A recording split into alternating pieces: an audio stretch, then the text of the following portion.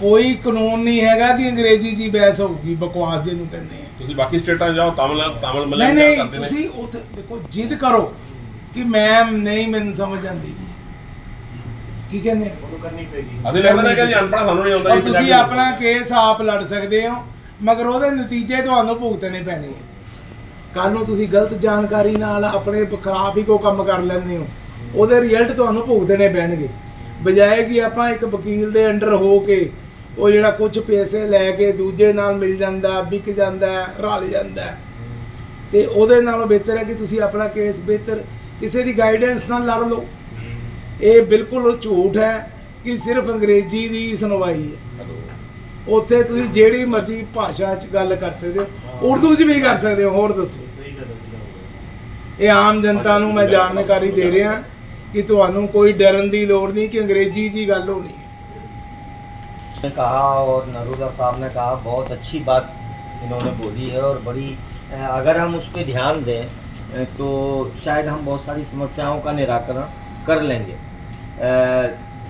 जहाँ तक इन्होंने आवाज़ उठाने वाली बात कैटी साहब ने बोली है, तो ये ऐसे ही नहीं बोली, इनका अपना निजी अनुभव है और एक दिन का 2 दिन का नहीं है। तमाम उसमें प्रताड़नाएँ इन्होंने झेली, तमाम इन्होंने संघर्ष किया और उस संघर्ष को जब मैंने समझा तो कैटी साहब से मेरी जानकारी हुई।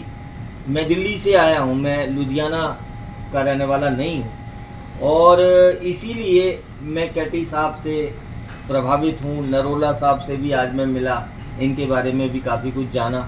तो मैं आपसे कहना चाहता हूँ कि ये जो कह रहे हैं वो ऐसे ही नहीं कह रहे कि सिर्फ एक कार्यक्रम में भाषण देना है तो कह रहे हैं। इन्होंने उस चीज़ को समझा है, महसूस किया है, स्वीकार किया है और उसको मैनिपुलेट किया है अपने ढंग से। लड़ाइयाँ लड़ी हैं तो ऐसा हम क्यों नहीं कर सकते?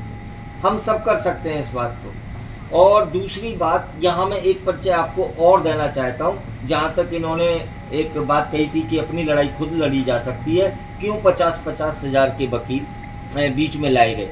फिर बकाऊ जो आप ये देखें कि एक बड़े वकील हैं, रोहतगी नाम है उनका, और भी कई वकील हैं, मैं नाम की चर्चा नहीं करना चाहता। ये लोग एक एक हेयरिंग का करोड़ रुपया लेते हैं, कई करोड़ लेते हैं। अब मैं आपको इसी महफिल में हम अपने इंदु भूषण बाली से मिलवाते हैं। इंदु भूषण बाली जी का जहाँ तक सवाल है, ये कानून जानकार नहीं थे, ना ही ये वकील थे। एसएसबी में सर्विस किया करते थे और इनके साथ जब इनके ही डिपार्टमेंट ने शोषण किया तो इन्होंने अपनी मुट्ठी बांध ली। इन्होंने कानून भी पढ़ा, इन्होंने संविधान भी पढ़ा और इन्होंने पिछले 32 साल से लड़ाई भी लड़ी। मैं आपसे ये कहना चाहता हूँ कि अब जम्मू और कश्मीर लद्दाख हाई कोर्ट में इनके द्वारा 5 PIL दाखिल की गई। 5 PIL, जनहित याचिका जिनको कहा जाता है, जिसको दायर करने का एक वकील 50,000, लाख, 2 लाख, 10 लाख तक ले लेता है एक। वो इन्होंने 5 दाखिल की हैं और ये बात मैं आप तक इसलिए पहुंचा रहा हूं कि पांचों की पांचों में कोई हाई कोर्ट रिजेक्ट नहीं कर पाई। पहली बात मैं उनका इसके लिए धन्यवाद दूंगा कि इन्होंने उसको इतना परफेक्ट किया, जबकि अगर हम पूरे हिंदुस्तान को देखेंगे तो जो PIL पढ़ती हैं उनमें करीब 50% से ज़्यादा खारिज हो जाती है। 95%। देखिए मान लो, मैं कह रहा हूँ कि 90% मान लीजिए, 90% खारिज हो जाती हैं और जुर्माना भी लगाती हैं। लेकिन इंदु भूषण बाली जी ने कानून को खुद पढ़ा, कानून को खुद समझा। हम क्यों नहीं कर सकते उस चीज़ को? और मैंने पहले भी कहा है और आज फिर, चूँकि कुछ हमारे साथी उस समय नहीं थे, उन तक भी ये बात पहुंचाना चाहता हूं। और आप आज चूँकि मानव अधिकार आयोग दिवस है, इस बात को आगे तक पहुंचाइए। अगर आपके संपर्क में कोई स्कूल है, अगर कोई सोसाइटी है, तो उस तक भी ये बात पहुंचाइए और ख़ुद भी इस बात को स्वीकार कीजिए। आपको रोज संविधान की कम से कम एक धारा, आधी धारा रोज पढ़नी है और कम से कम 2 बच्चों को संविधान के विषय में और कानून के विषय में जानकारी देनी है। बस इतना सा काम मैं आपसे हाथ जोड़ता हूँ, कर लीजिए। आप अगला जब मानव अधिकार आयोग का हम दिवस मनाएंगे, यानी कि 10 दिसंबर 2025, तो आप ये देखेंगे कि हमारे देश के अंदर एक अलग चिराग जल गया है, एक अलग रोशनी हो गई है। चूंकि संविधान हमको वो अधिकार देता है, अगर आप खुद पिटिशनर पर्सन बन जाएंगे, अपना पिटीशन खुद दाखिल करेंगे, तो आप ये देख लीजिए कि कोई दुनिया की अदालत, कोई अन्यायकारी राक्षस फिर आपको हरा नहीं सकता। और ये कॉन्स्टिट्यूशन आज से नहीं है। कॉन्स्टिट्यूशन का मतलब क्या है? हमारे जीने का तरीका।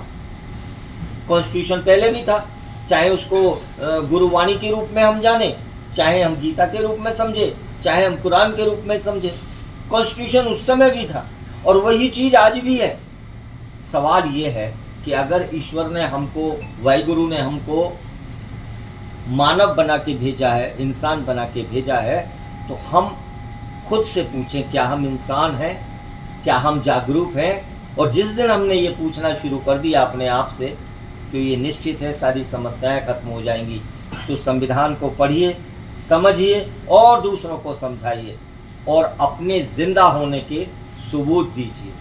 मैं ये कहना चाहता हूँ कि अगर संविधान को बचाने के लिए एक व्यक्ति भी खड़ा हुआ, मैं कहना चाहता हूँ आपसे कि अगर आपने एक नागरिक को बचा लिया, खुद को बचा लिया, तो ये संविधान बच जाएगा।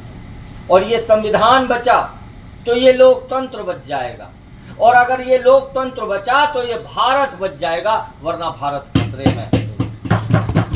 इन्हीं शब्दों के साथ मैं आपसे बहुत बहुत धन्यवाद। आपने बहुत विस्तार से बताया। मैं आपको इस बात को थोड़ा सा लंबा कर रहा हूँ। अगर मेरे बड़े भाई बैठे हैं जी शकरवाल जी, तो जय कुमार जी बैठे हैं। जय कुमार जी ने हमारे मीटिंग्स भी देखी, सारा कुछ देखा है। हमने जो सिस्टम ने, हमारी काउंसिल ने जो सिस्टम ने किया, उसे अलाउ भी किया। आपने नाम सुना होगा कन्हैया कुमार का, जेएनयू का, उसका केसेस लड़ा, उसने लुधियाना आके हम सबका थैंक्स कहा। उसके बाद आपने गोरखपुर डॉक्टर कफील खान का नाम सुना होगा। बिल्कुल डॉक्टर कफील खान के केस में तो हमेशा गालियाँ भी बहुत पड़ी। मतलब कई लोगों ने ऐसी धमकी दी कि आप उसका केस लड़ो, हम आपका केस लड़ेंगे। तो मालिक ने जब वो मथुरा जेल में थे, तो उस टाइम हमने सोशल मीडिया पे 1500 आदमी ऑल ओवर इंडिया में बिठाया था, सिर्फ सोशल मीडिया की मूवमेंट चलाने के लिए कि नहीं तो इसको कोरोना काल में निपटा दिया जाएगा। तो लोग जब वो छूटे, तो उसके बाद 10 दिसंबर, उस दिन भी 10 दिसंबर था, दुरानी साहब भी आए थे, वो स्पेशली जहाँ आए थैंक्स करके गए। उसके बाद एक हमारा मित्र और था, जो कोई अगर हरियाणा से बिलोंग करता है थोड़ा बहुत, तो उसने नाम सुना होगा बॉबी कटारिया का, उसके केसेस भी डील किए, वो भी 10 दिसंबर को आगे जहाँ थैंक्स करके गए। अभी IPS संजीव भट्ट वाले केस में हम पिक्चर में क्यों नहीं आए? क्योंकि साइलेंटली क्यों कम, मैं आपको सारी चैटिंग, सारा कागज पत्र भेजता हूँ। कारण क्यों? क्योंकि बहुत सेंसिटिव मैटर था। तो कैटी साहब ने कहा, नूरला जी ये ना हो कि जो थोड़ी बहुत उस केस को ऑक्सीजन जा रही है ना, अगर हम लोग फ्रंट पे आ गए वो भी बंद हो जाएगी। तो धीरे धीरे हमने पेपर वर्क करना शुरू किया। मेरे बड़े भाई हैं एडवोकेट फरोज अहमद अंसारी साहब, सुप्रीम कोर्ट में, उनसे हमने मदद ली। जो हमें चीज़ें चाहिए हमने वो स्टेप बाय स्टेप प्रोवाइड कराई, तो हमें उसमें कामयाबी मिली। और आज पहली खुशखबरी मिली, मेरे बड़े भाई ETO बलकौर जी आ गए हैं। बलकौर जी बहुत बहुत धन्यवाद। नरूला साहब, मैं